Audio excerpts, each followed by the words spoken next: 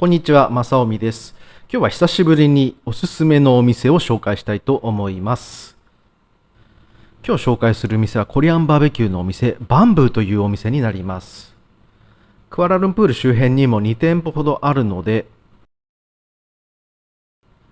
ぜひ行ってみてください。それでは中に入ってみましょう。このお店の特徴は低価格で食べ放題ということです。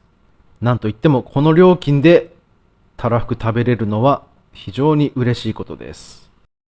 それでは詳しく見ていきましょう。まさおみチャンネル。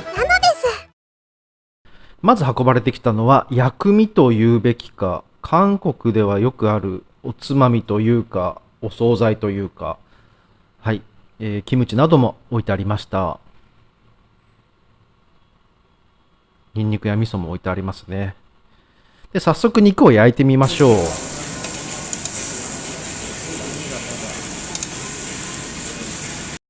その他キムチスープやお肉を巻くための野菜なども置いてあります。こちらはチヂミですね。お肉を焼きながら切っていきましょう。肉の厚みも結構しっかりしていて食べ応えがありそうです。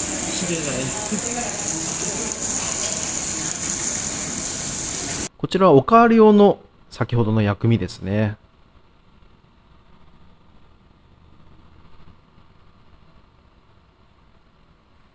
こちらももちろん食べ放題。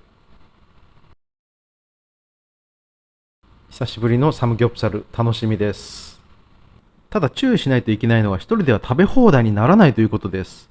こちらは店舗によっても変わると思うので、お店の方に確認を取ってみてください。店内にはお酒の用意もありますが、もちろんこちらは別料金となります。美味しい。食べ応えがありますね。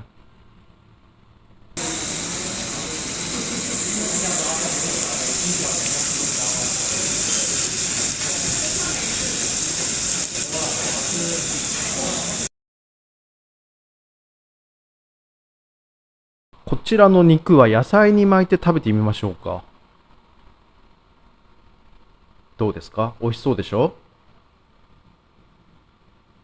それではいただきます。味噌をつけて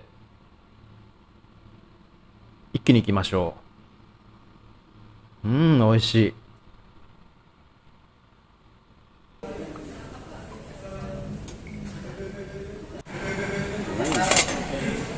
火の交換を頼みました。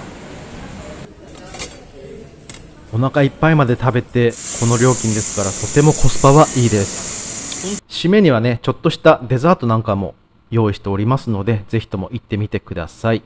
それではまた次の動画でお会いいたしましょう。まさおみでした。バイバイ。